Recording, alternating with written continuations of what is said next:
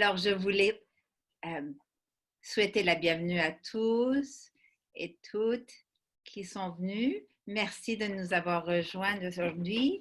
Comme vous le savez, c'est la deuxième session de notre cher conférencier, M. Mahmoud Samandari, qui va nous adresser sur la santé et la défense, la nouvelle normale.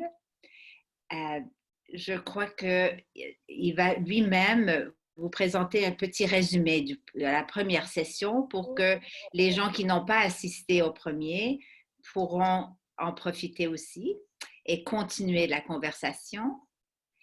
Et comme vous le savez, Monsieur Samandari est un entrepreneur basé en Suisse, à Genève, et il a beaucoup d'expérience avec plein de sociétés qu'il a fondées. Et il va nous partager sur pas seulement ses expériences, mais son perspective des écrits Baha'i sur ce sujet-là. Alors, je vous invite, Monsieur Samandari, de nous adresser et savez-vous que tout le monde va être vraiment sur silence pour qu'on puisse entendre Monsieur Samandari mieux et sans l'interrompre. Et il y aura une période de questions par la suite. Merci beaucoup, et très chers amis. Plaisir d'être de retour ici. Malheureusement, sur le petit écran, on n'arrive pas à voir exactement tous ceux qui étaient là la dernière fois. Oui, un ou deux visages. Cela me rappelle l'histoire de Mollah Nasreddin, ce personnage satiriste iranien qui un jour a été demandé de faire un discours. Alors il arrive et il demande à son audience, est-ce que vous savez de quoi je vais parler? Alors tout le monde dit non. Il dit, ben alors je n'ai aucun intérêt à parler des gens qui ne savent pas de quoi je vais parler. Alors, on l'invite une deuxième fois, on dit désolé, mais cette fois-ci ça ira mieux. Il dit, est-ce que vous savez de quoi je vais parler? Et tout le monde dit oui, parce qu'ils avaient décidé ainsi. Il dit, ben alors si vous le savez, je n'ai pas besoin de vous le dire. À la troisième fois, l'audience se met d'accord pour dire la moitié oui et la moitié non. Et quand ils donnent cette réponse, il dit, eh bien, que la moitié qui sait de quoi je vais parler le raconte à ceux qui ne le savent pas. Alors, puisque c'est une deuxième séance, qui se souvient de notre première séance pour le raconter à ceux qui viennent pour la première fois? Mais sans attendre, peut-être, nous allons entrer dans un petit rappel très rapide de ce que nous avons dit la dernière fois. La question est née d'une conversation entre amis quand on se demandait comment est-ce que nous allons pouvoir nous préparer à des prochaines pandémies.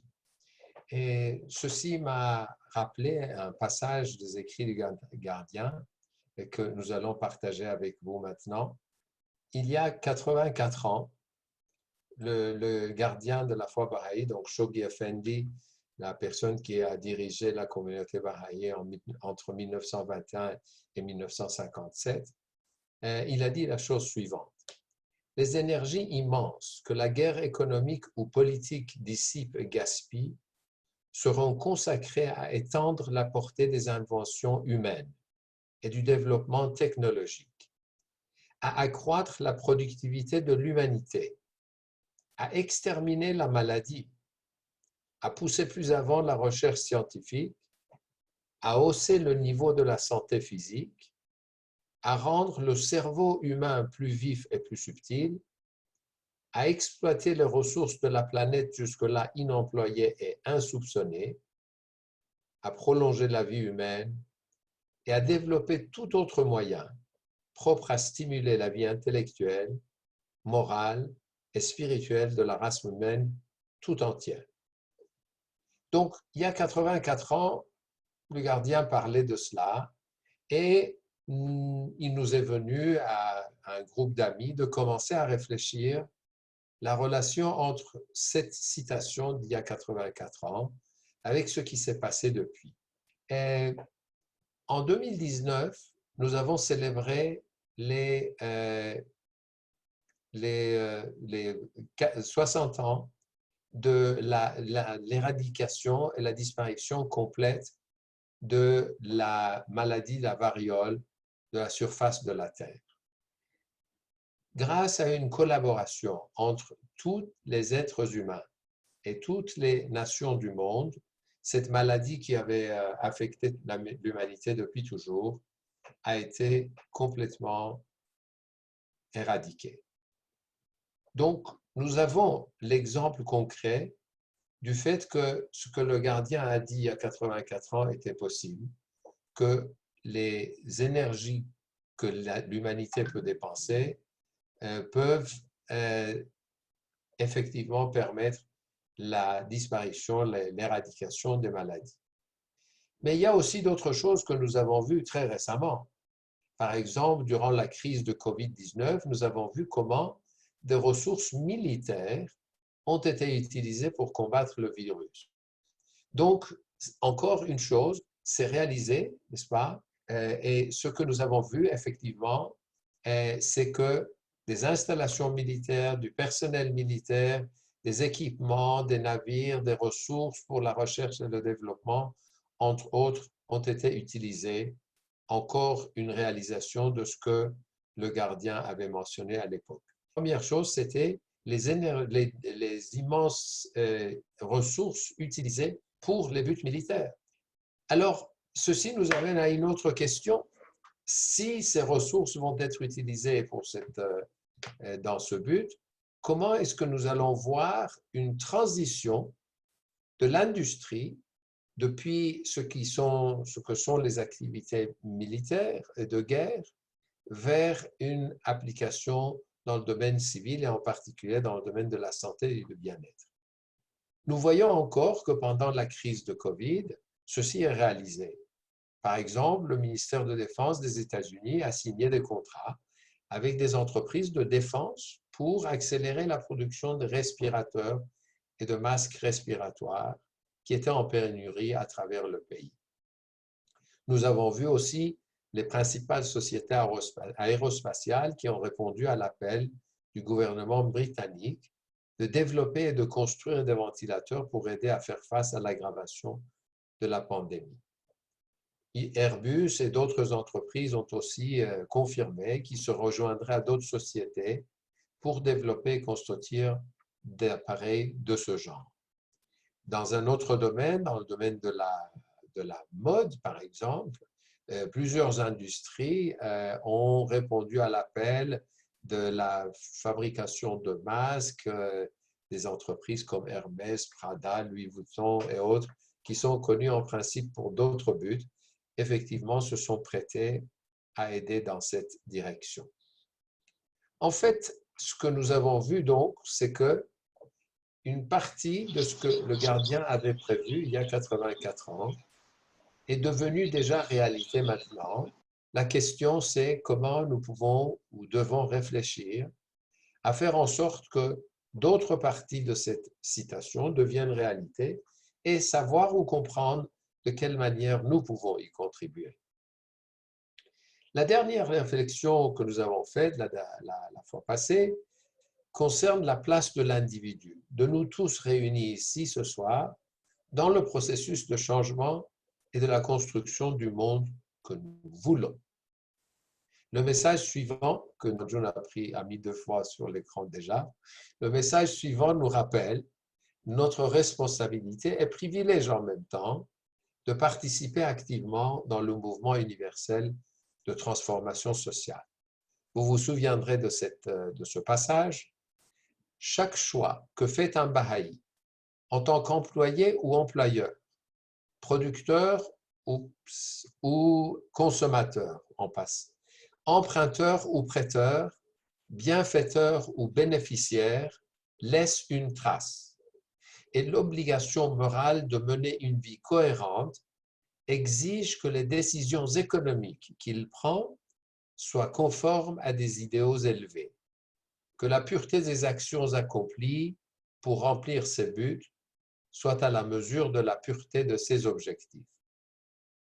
Non satisfait des valeurs qui prévalent dans l'ordre actuel, qui les entoure, les amis partout devraient envisager d'appliquer les enseignements à leur vie, profitant des possibilités que leur offre leur situation, apporter leurs contributions personnelles et collectives à la justice économique et au progrès social, et ce, où qu'ils résident.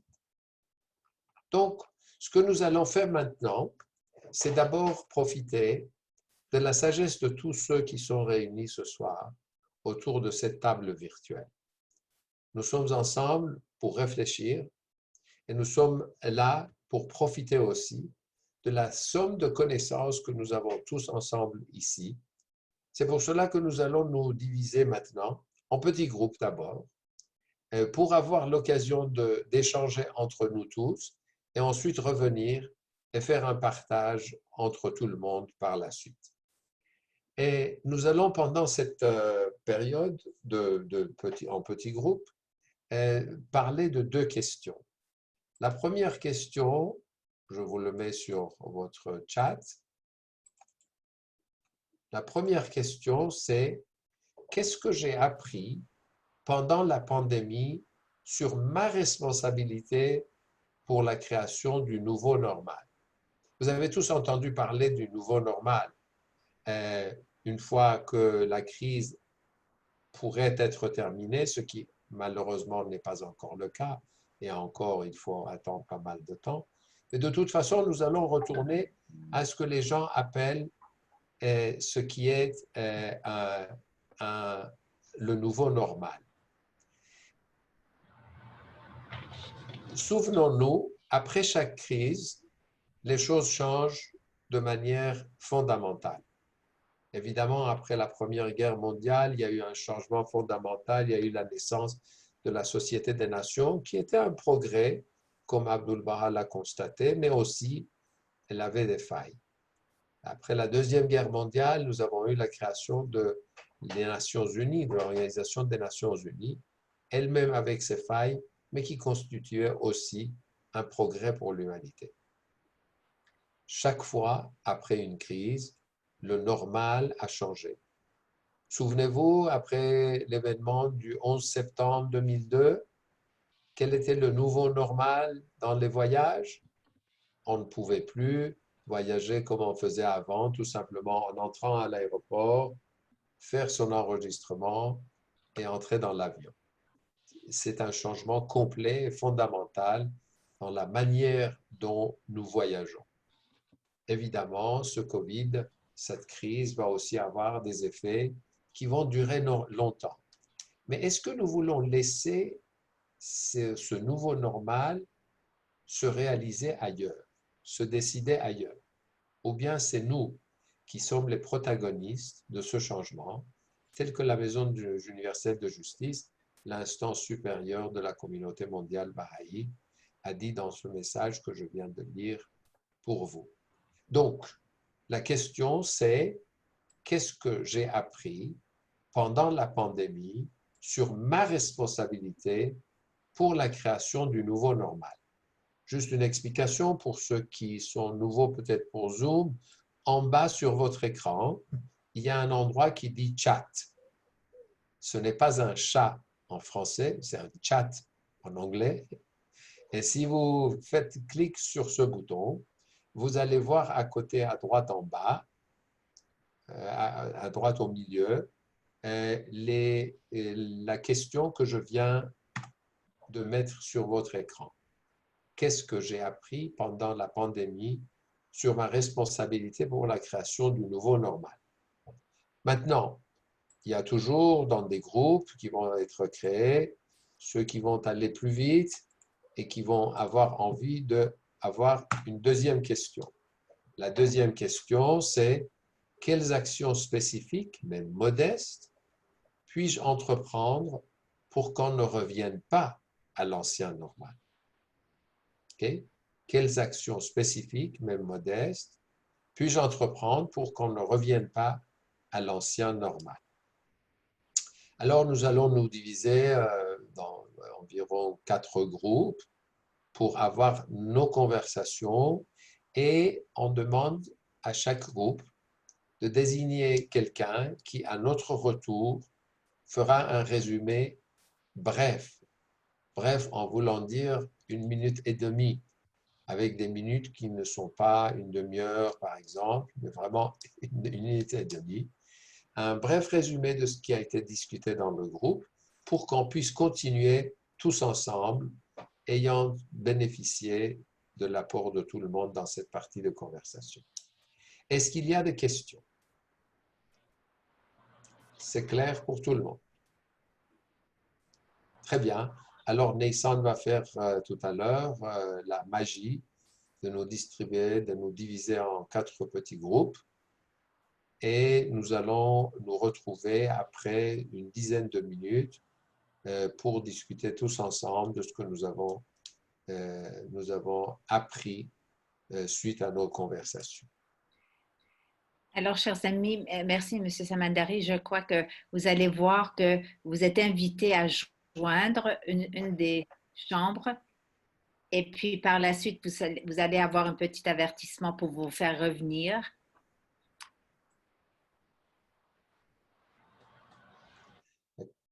D'accord? Donc, sur votre écran, un endroit pour joindre, voilà.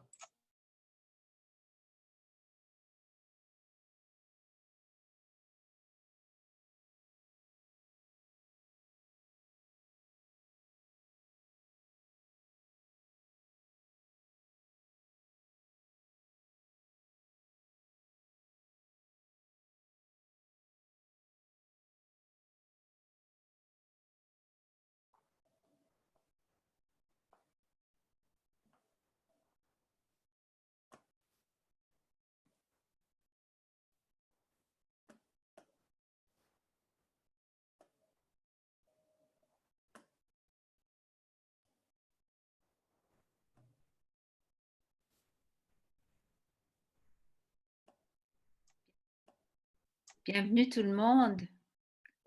Oh, on a eu beaucoup de personnes qui se sont rejointes à nous. Alors, j'espère que vous avez eu des bonnes conversations, discussions et explorations ensemble et que vous avez aimé cette expérience d'être en petit groupe. On voulait vraiment expérimenter cette façon de procéder pour créer une interaction plus grande. Merci.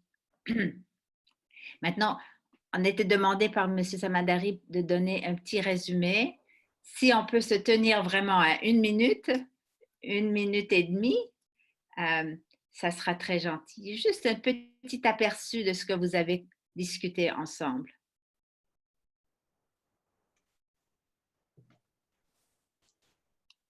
Alors, il y avait 4 groupes, Nathan, ou 5? Il y avait 5 groupes.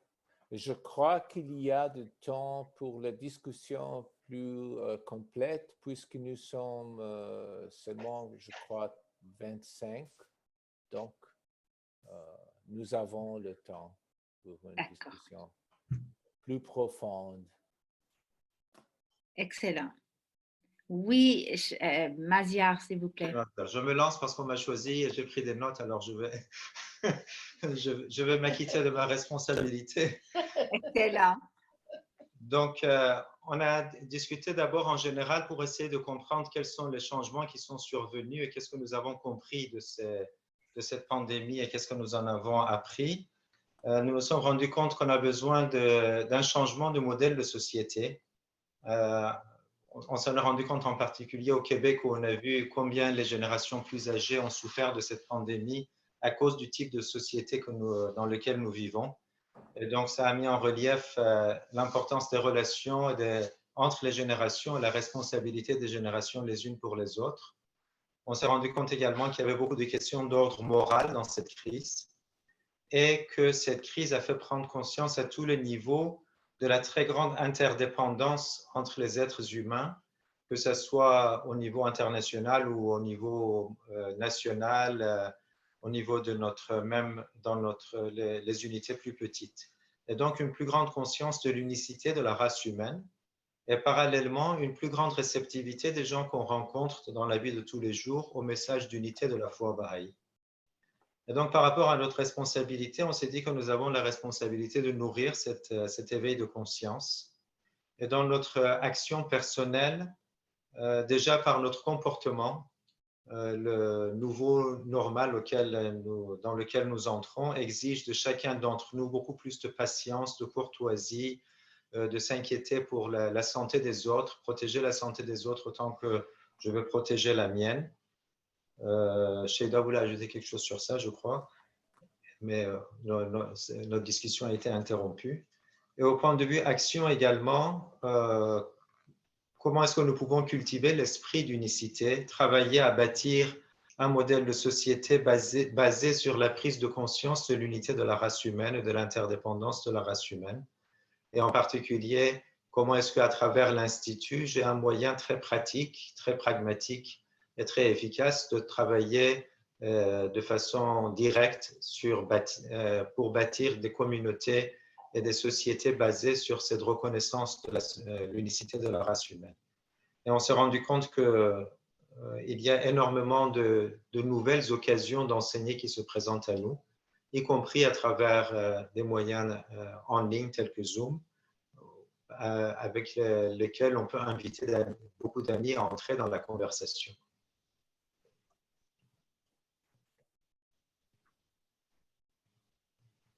Merci, c'est magnifique. Est-ce qu'il y avait Sheida qui voulait ajouter quelque chose? Non?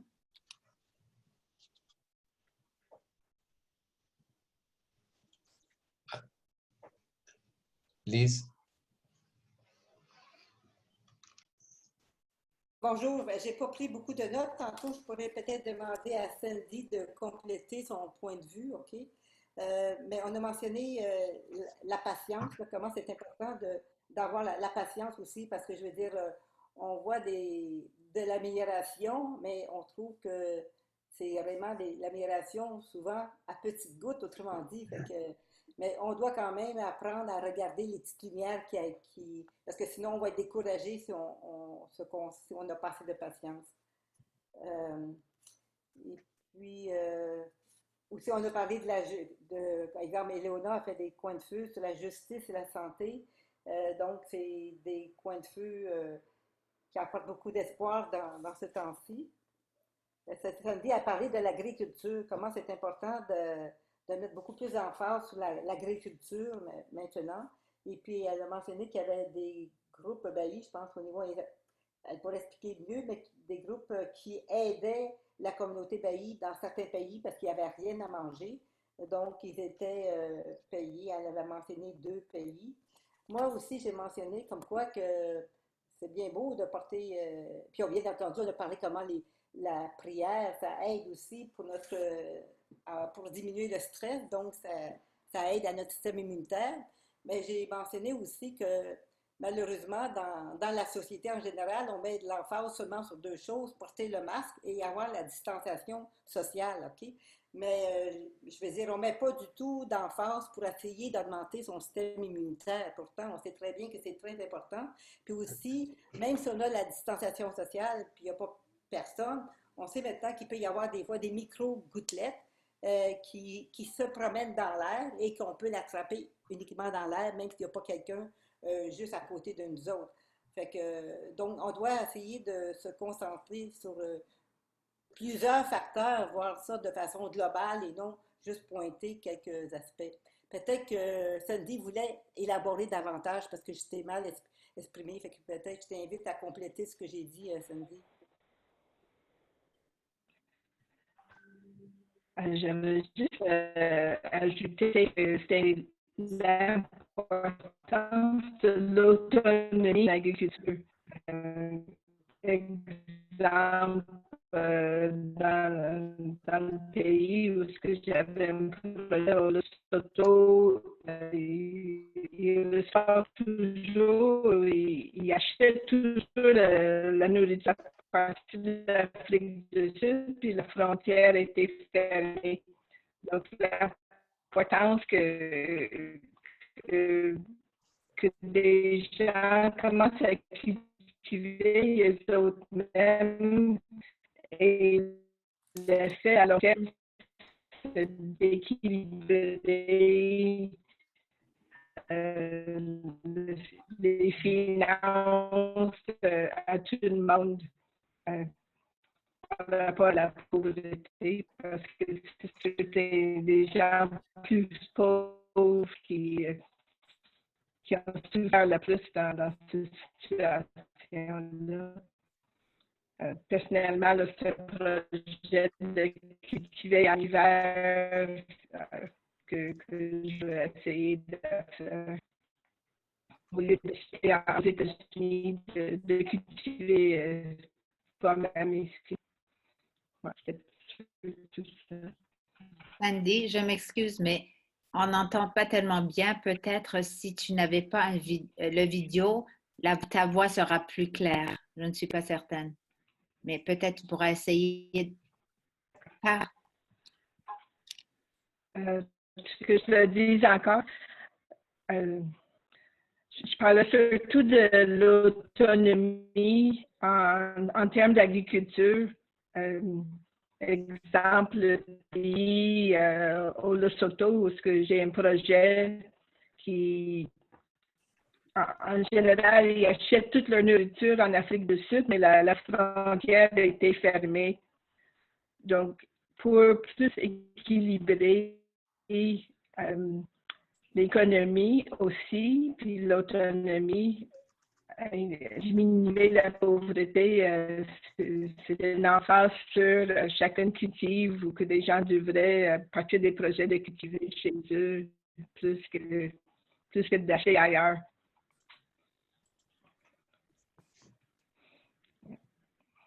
Merci. Un autre groupe? Est-ce qu'il y a un autre groupe qui voudrait partager avec le reste? Oui. J'avais aussi rajouté. Oui.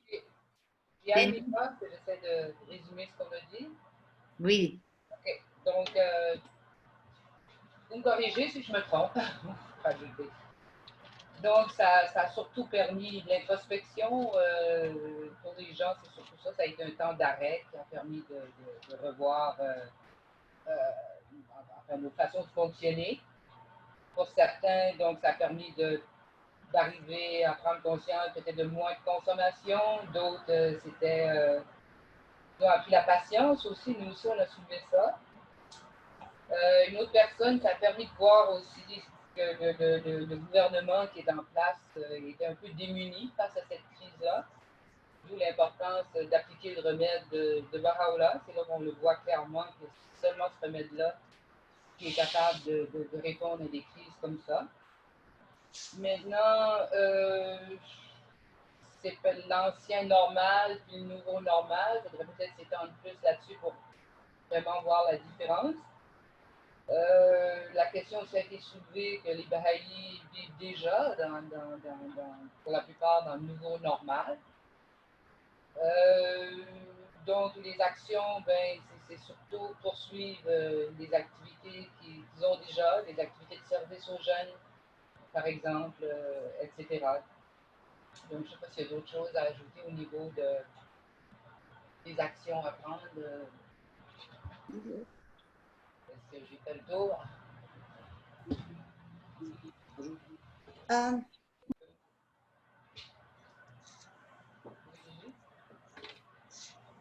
Oui, allez-y, Julie. Bon, le problème de notre groupe, c'est que personne n'avait pris des notes. Alors, donc, on peut peut-être chacun très rapidement dire ce qu'on a dit, mais en fait, c'est bien des choses qui ont été déjà dites, qu'on n'a pas besoin de répéter, à mon avis. Ça va dans le même sens, mais certainement ce qui ressort donc d'intensifier nos activités, de tout ce qu'on fait déjà, compte tenu de la situation, de les intensifier. Et moi, je rajouterais aussi, par rapport à nos valeurs, c'est que, comme ça a été mentionné, je ne sais pas par qui, c'est qu'on a beaucoup insisté, bien sûr, sur les remèdes n'étant pas préparés, mais nos valeurs qu'on doit aussi intensifier, nos valeurs, ça, à mon avis, c'est une chose qui est très, très importante et qui commence, il y a un début de prise de conscience sur l'importance de s'unir, de travailler ensemble, de travailler en équipe, de s'entraider, la compassion, l'empathie, toutes ces valeurs sont en train, la solidarité sont en train de ressortir. Et du moins dans le coin où moi je vis, c'est ce que je vois avec les organismes qui partagent la vision Baha'i, que ce soit d'entraider les nouveaux immigrants qui arrivent ici, ou les femmes qui ont des besoins, ou les gens de race et de culture et de religions différentes. Donc, il y a une certaine ouverture qui se crée pour le vivre ensemble et le mieux vivre ensemble. Et ça, nous, en tant que Baha'i, on doit intensifier donc tout cela, ce qu'on fait déjà, mais que tous les Baha'i le fassent, chacun dans son quartier. Et pour que les gens ne l'oublient pas, c'est un début de prise de conscience collective, quant à moi.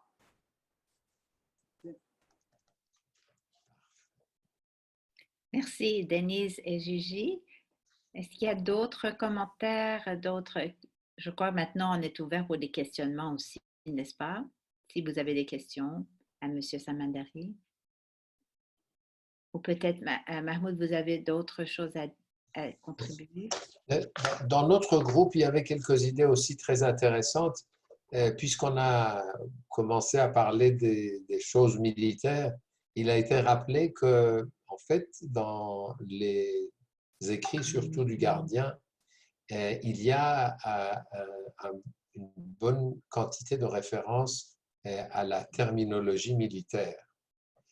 Nous avons des campagnes, nous avons des pionniers, nous avons de marcher, l'ordre de marche, toute une quantité d'informations, des généraux, des soldats, toute une quantité de références à la terminologie militaire. Et en fait, ce serait utile de réfléchir sur les bénéfices de ce que cette activité a, avant tout la discipline, et voir dans quelle mesure aussi bien nous pouvons respecter cette discipline qui existe que de l'appliquer aussi nous-mêmes dans notre communauté, dans nos communautés. Une autre chose qui a été mentionnée, c'était de même avoir plus d'envie de vivre ensemble avec les gens.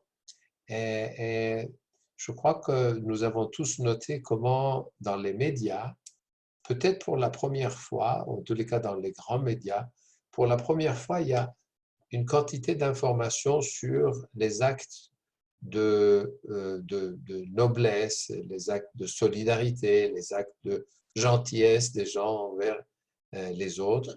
et que cette noblesse de l'être humain que nous avons tous en tête tout le temps, parce que nous disons tout le temps que nous sommes comme une mine riche de gemmes d'inestimables valeurs. Et cette réalité maintenant est en fait comprise, acceptée et même répliquée dans les médias. Nous avons eu aussi la réceptivité qui a été mentionnée dans d'autres cas, ce qui ajoute à notre responsabilité parce que quand on a dit tout à l'heure que les gouvernements sont incapables d'appliquer le remède de Baha'u'llah aux problèmes du monde, la question se posera comment est-ce que les Bahaïs sont en train d'appliquer les remèdes de Baha'u'llah aux problèmes du monde et est-ce que nous faisons assez? Le gouvernement, à la rigueur, a une excuse, elle ne le connaît pas. Nous, on n'a pas cette excuse-là. D'où l'importance de vraiment concentrer toutes nos discussions, toutes nos conversations sur ce qui viendra à la finale. Dans son message de Rezvan 2011, la Maison universelle de justice a parlé, c'était le centenaire des voyages d'Abdu'l-Baha à l'Occident, la Maison de justice nous a rappelé comment Abdu'l-Baha enseignait. Et il y a un passage dans ce message qui dit que en même temps qu'il élevait l'âme des gens, elevating the soul, en même temps qu'il élevait l'âme des gens, il questionnait leurs hypothèses, il reorient perspective, il réorientait la perspective des gens afin d'étendre leur conscience et de concentrer les énergies. Donc, ce qu'Abdu'l-Baha a fait, selon la Maison de justice, dans ses voyages en Occident, c'était en commençant, en élevant l'âme, on regarde dans toutes ses présentations comment il arrivait à louer les gens, les sociétés, les groupes pour ce qu'ils avaient réalisé déjà. Et ensuite, il leur mettait devant un défi de questionner leurs hypothèses et d'étendre leur conscience et d'activité et surtout concentrer l'énergie pour avoir de l'action. Donc l'action était au centre du message d'Abdu'l-Baha pour le monde. Donc je crois que nous pouvons nous inspirer aussi de ça, d'où les questions qui ont été posées aujourd'hui et heureusement beaucoup de réponses très intéressantes sur ce que nous pouvons chacun faire dans ce sens-là. Est-ce qu'il y a d'autres commentaires, des questions, des propositions, des sujets? Une conversation significative, parce que les firesides devraient être aussi des conversations significatives, ont toujours le principe de pouvoir se terminer dans quelque chose qui est une action. Il y avait un questionnement de Denise, je l'avais demandé auparavant, c'est quoi le nouveau normal et qu'est-ce qui était l'ancien normal? Alors, est-ce qu'on pourra définir certaines caractéristiques et l'idée que Denise a lancée que, comme Baha'i, en ayant la vision de Baha'u'llah, est-ce qu'on était déjà dans le nouveau normal ou non?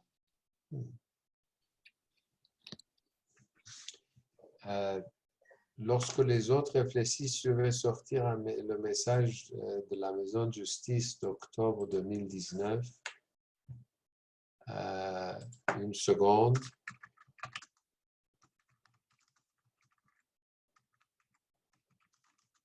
Vous vous souvenez de ce passage, octobre 2019, quand la Maison de justice dit « c'est une chose que d'avoir » Attendez, je vous le trouve.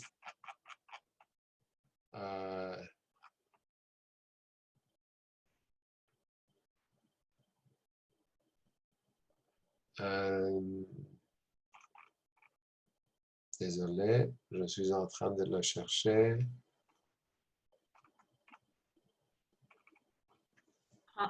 Si vous le cherchiez, moi, je voulais juste commenter sur votre dernier commentaire au niveau de comment, dans ces messages, la Maison universelle de justice nous met devant nous l'exemple d'Abdu'l-Baha.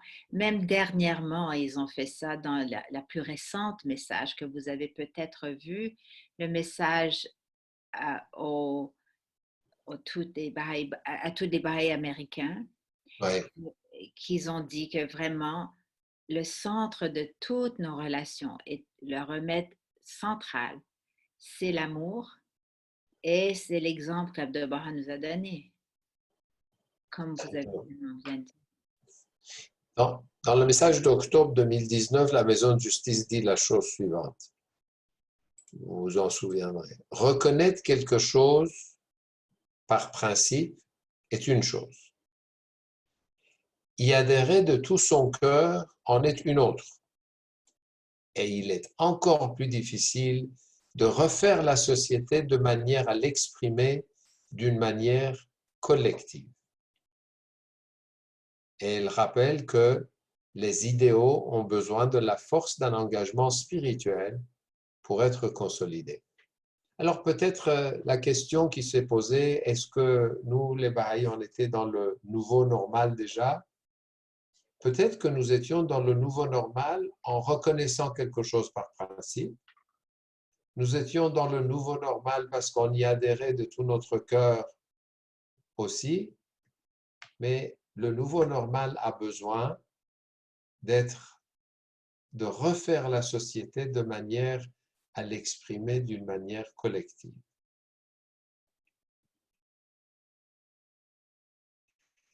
Donc, c'est ça le défi. Même si le monde fait parfois exactement le contraire, sa nécessité de toute façon n'est pas tellement discutée. Sa possibilité est discutée.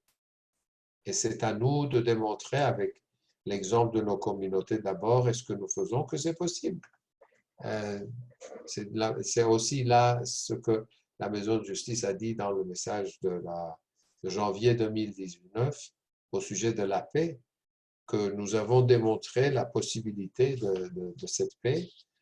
Maintenant, l'idée, c'est de le partager avec plus de personnes pour que ce soit un mouvement vraiment universel. Merci. Sheida, je crois que vous avez une question. Je voulais juste faire une remarque parce que j'ai entendu beaucoup d'amis, plusieurs, pas beaucoup, plusieurs amis qui ont remarqué, ah, les Baha'is font ça, ou j'ai vu des Baha'is qui boivent, j'ai vu des Baha'is qui trompent leurs femmes, etc. Donc, on veut transformer la société, mais nous aussi, en tant que Baha'is, nous devons nous transformer.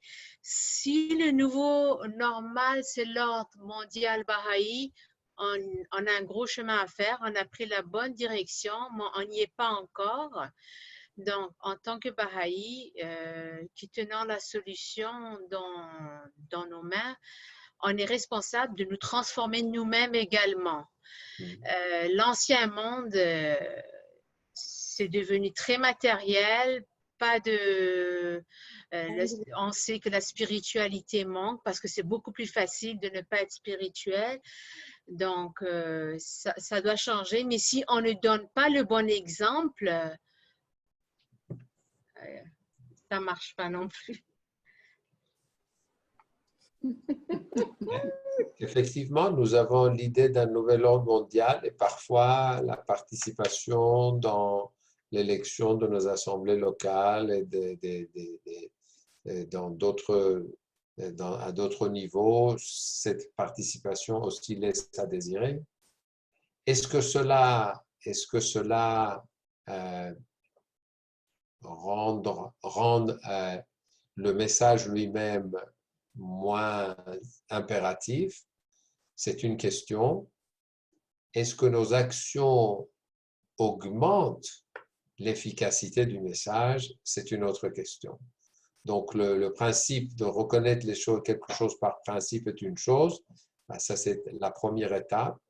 Et la deuxième étape, c'est comment nous pouvons arriver à le démontrer plus en action.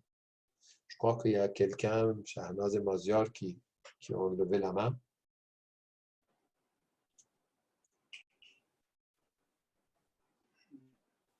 Shahnaz et Maziar ou Madame Rouhani?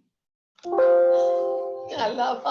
je voudrais dire que Baha'u'llah, il a dit طبیب جمیع علتهای تو ذکر من است فراموشش منما خب به مرا سرمایه خود کن و چون به سربیجان علی داشتار تمام problème ذکر Baha'u'llah il va arranger le prière c'est très important nous devons oublier pas Baha'u'llah qu'est-ce qu'elle dit qu'est-ce qu'il a amené il va sauver l'humanité. Donc c'est une parole cachée de Baha'u'llah qui dit te souvenir de moi c'est guérir de tous tes maux, ne l'oublie pas.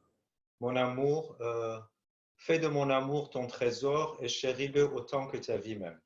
Et donc, la conclusion que tire Mme Ardekani, c'est que nous devons constamment mentionner Dieu dans la prière et dans l'enseignement. Et pour l'humanité.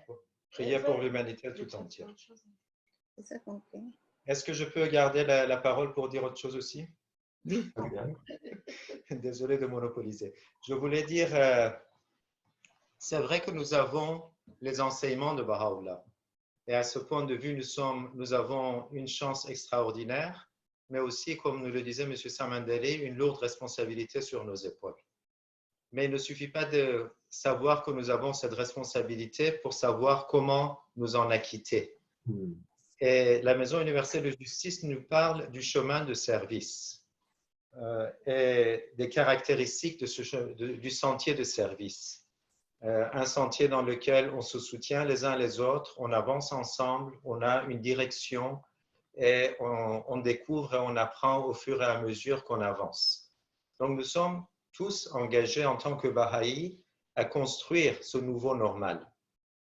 Mais nous devons y mettre les moyens, nous devons nous y engager en pratique, nous devons savoir comment tirer parti des enseignements de Baha'u'llah. C'est un peu trop facile de nous imaginer que parce que je sais ce que Baha'u'llah a dit, donc je sais quelle est la solution au problème de l'humanité.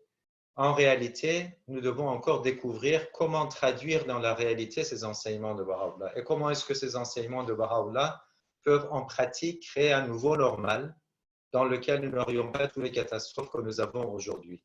Ça, c'est un long chemin d'apprentissage et donc revenir constamment aux écrits de Baha'u'llah et aux guidances de la Maison universelle de justice, c'est essentiel pour avancer sur ce chemin et nous nous aidons les uns les autres pour comprendre cela. Et donc, c'est sur ce chemin que nous pratiquons dans l'action, nous faisons des actions concrètes, nous réfléchissons sur nos actions ensemble, nous nous soutenons les uns les autres et nous étudions constamment la parole de Baha'u'llah et les guidances de la Maison universelle de justice.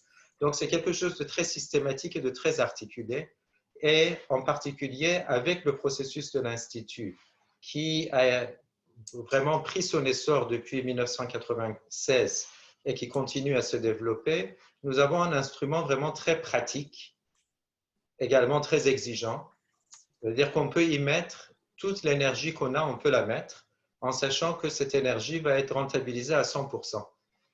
C'est là où on a le maximum de résultats en termes d'apprentissage et en termes de création de nouveaux modèles de société. Très bien. En fait, un exemple très concret de ce que vous dites, c'est donc ce n'est pas parce que nous connaissons le message de Baha'u'llah que nous savons exactement comment doit être le nouveau normal et la nouvelle civilisation. Mais en même temps, il y a des personnes qui s'efforcent de le faire, et heureusement. Récemment, il y a eu 3 Bahaïs qui ont participé dans un programme d'une fondation suédoise qui a demandé d'avoir un projet qui voulait choisir le meilleur projet d'innovation dans la gouvernance globale. Il y a eu 14 000 déclarations d'intérêt, 2700 projets concrets qui ont participé dans ce concours, si vous voulez. Et le premier qui a été choisi est une proposition écrite par 3 Bahaïs, Arthur Dahl, Augusto Lopez et Maya Groff, et qui est un projet complet pour la réforme intégrale des Nations Unies.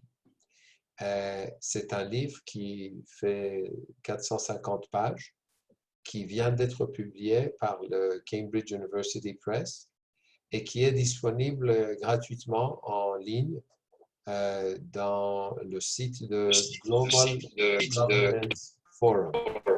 Je vais écrire ici dans le chat globalgovernanceforum.org. Oops, not forum. Je répète, global.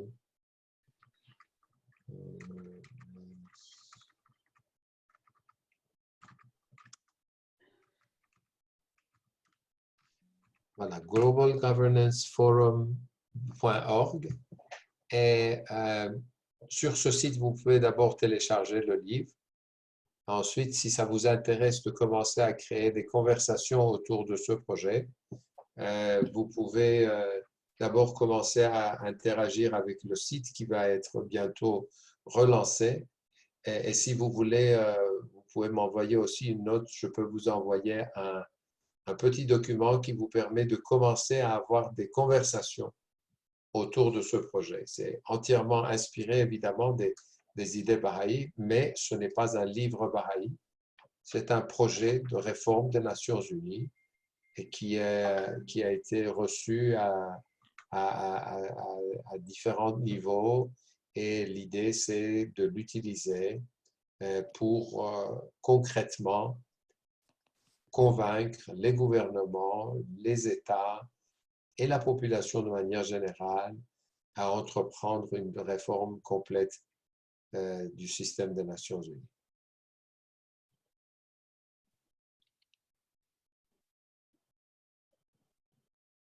Lise?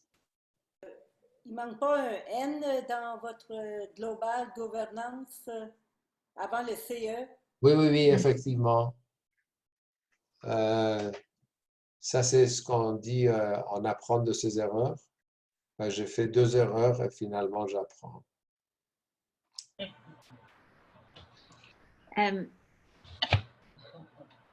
Cher Mahmoud, je voulais juste aussi interagir avec ou contribuer cette petite pensée que comment, d'après ce que Maziar vient de mentionner, comment cet instrument qui est un système d'éducation global, qu'on appelle l'Institut Baha'i à travers le monde, pourquoi que la Maison de la Justice a mentionné que c'est un instrument qui a le potentiel d'enrayer toute force, toute autre chose qui a pu opprimer les peuples du monde. Et pour réfléchir là-dessus, je pense que c'est assez fort, cette déclaration-là.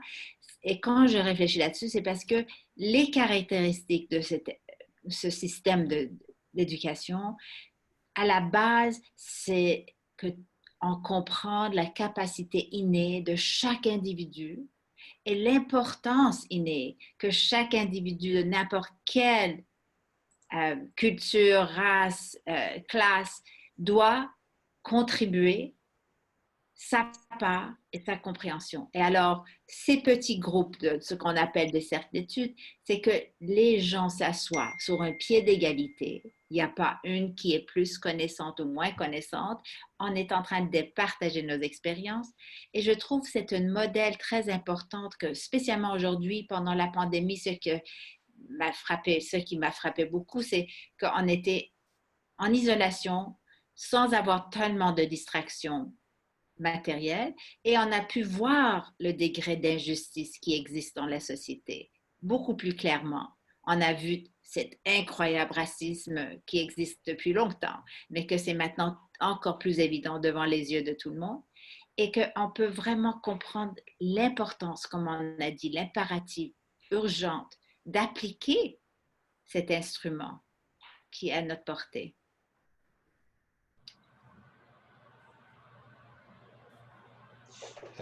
En fait, il faut aussi savoir que le système de l'Institut, le système de construction de capacité, un système qui n'est pas seulement maintenant, heureusement, utilisé dans le monde bahaï. L'efficacité a été prouvée dans l'expérience de 20 et quelques années, 24 ans de la communauté bahaï, mais il y a d'autres applications de ce même principe dans la vie des affaires, par exemple, et qui a démontré son efficacité parce que au lieu de parler d'éducation, au lieu de parler de formation ou de training, on parle de construction de capacités qui implique à la fois les connaissances, les valeurs, les attitudes et aussi les capacités, les skills and abilities. Donc, les trois composants de la construction de capacités qui sont fondamentales pour n'importe quel changement dans la société.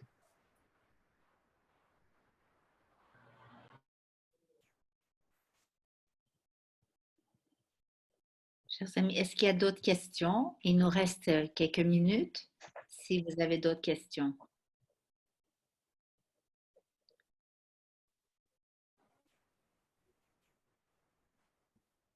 Oui, Marianne? Moi, je n'ai pas de question, si ce n'est que de remercier. Ah. Allez-y, Gigi. Je n'ai pas de question, si ce d'accord. n'est que de remercier notre animateur ou conférencier, je ne sais pas comment on va l'appeler, parce que l'animatrice, en fait, c'est Mitra, n'est-ce pas? Alors, Mahmoud Samandari, c'est le conférencier ou en tout cas, bref, peu importe, c'était très intéressant. J'apprécie beaucoup aussi les commentaires des autres équipes. Merci beaucoup du fond du cœur parce que on apprend toujours et puis c'est un processus, n'est-ce pas, l'apprentissage et puis merci du fond du cœur. Alors, c'est vrai qu'en cette période de pandémie et tout ce que vous voudrez, on a des occasions, surtout la communauté bahaï, je trouve qu'on est privilégié d'avoir eu autant d'occasions pour se réunir, échanger, interagir et apprendre. Et ça, c'est extraordinaire. Parce que franchement, on a beaucoup à faire. Nous, les Bahaïs, on a beaucoup à faire.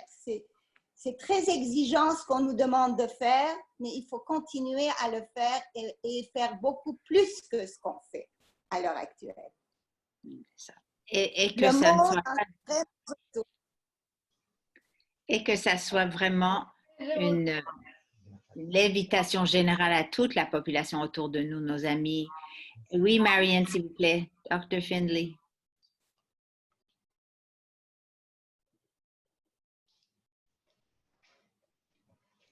Marianne, vous êtes sur mute encore. You're on mute.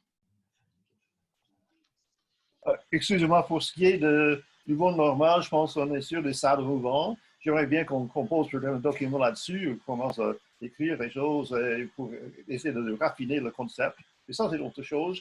Je voulais juste remercier encore une fois Mahmoud. Et vous permettez de dire, monsieur, vous paraît-il que vous aimez l'opéra Puccini. Vous avez des tableaux, vous avez des rêves de Turandot,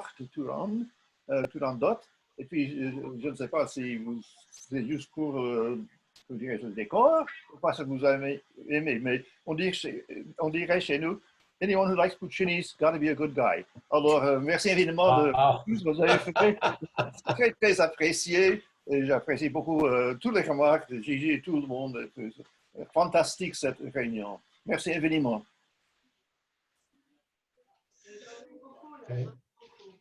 Oui, Madame Rohani. Oui, je voudrais remercier M. Samandari Vraiment, c'est un grand valeur de Baha'u'llah qui nous aidait parce que je connais les familles Samandari longtemps. Monsieur Tarazullah Samandari, elle était au Maroc chez moi pendant 1 mois. J'ai profité beaucoup de toutes les familles de Samandari, même Mahdi Samandari qui était conseiller en Afrique, même vous partout dans le monde entier. Et nous devons remercier Baha'u'llah. Si maintenant, autant de Baha'u'llah, quelqu'un qui est au Suisse, quelqu'un qui est ici, quelqu'un de l'autre côté, on peut nous voir, on peut écouter, on peut apprendre, quel que ce soit. Avant n'existe rien ça. Maintenant, vraiment, nous devons être très contents et se lever pour donner ce message à l'unité. Je vous remercie, M. Samandari, pour nous donner le courage de travailler pour la foi. Merci beaucoup, Mitra Jun. Merci. Merci. à vous. Merci, Mme Adekani. Merci. Merci.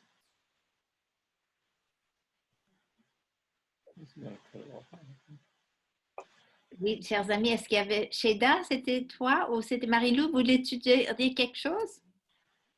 Oui, Marie-Lou. Non? Il faut que tu te... Est-ce que tu peux ouvrir ton microphone, Anne-Lou? Ta microphone? Non. Oui, désolée, parfois mon microphone fait défaut. Je ne sais pas si vous m'entendez bien. Est-ce que tu m'entends très bien? Je cette question en fait très bref, je vais être très bref. Et je vis cette situation-là qui m'a fait énormément et que j'ai beaucoup d'émotions. Donc, je suis prise vraiment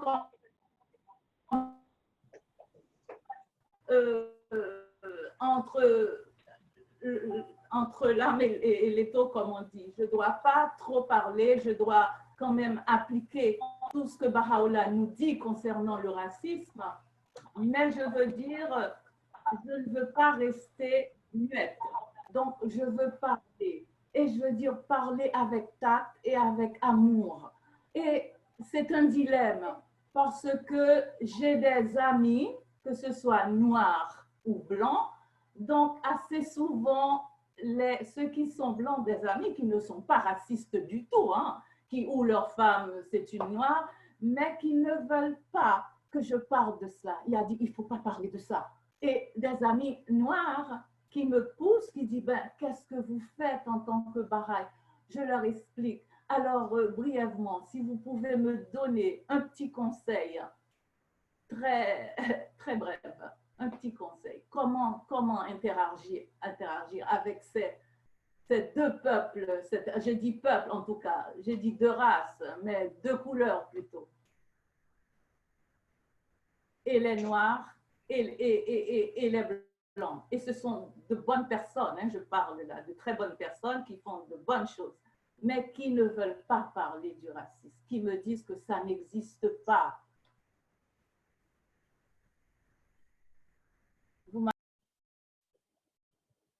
Je crois que tout le monde ici peut apporter beaucoup de contributions à cette question, pour laquelle peut-être il n'y a pas une seule réponse, parce que ça dépendra de la réalité de chaque personne, de son entourage, des gens avec qui on parle. Et en même temps, je crois que les principes généraux ont été donnés par la Maison universelle de justice dans le message qui vient d'être adressé à la communauté Baha'i des États-Unis, qui, comme on le sait, est particulièrement affectée par ce problème et pour laquelle le gardien avait déjà dit que ça restera son principal défi à l'avenir. Donc, la lecture de ce message, la lecture peut-être ensemble avec les gens impliqués, la lecture entre nous pour comprendre pour voir ce que nous pouvons comprendre de ce message, de consulter avec nos amis pour comment appliquer ce message autour de nous et finalement commencer l'action que la consultation et les prières nous incitent à faire. Je ne pense pas qu'il y a une formule générale qui appliquerait à tout le monde, mais en tous les cas, on a de la chance pour que la Maison universelle de justice nous ait envoyé cela au monde entier. Merci, M. Samandari.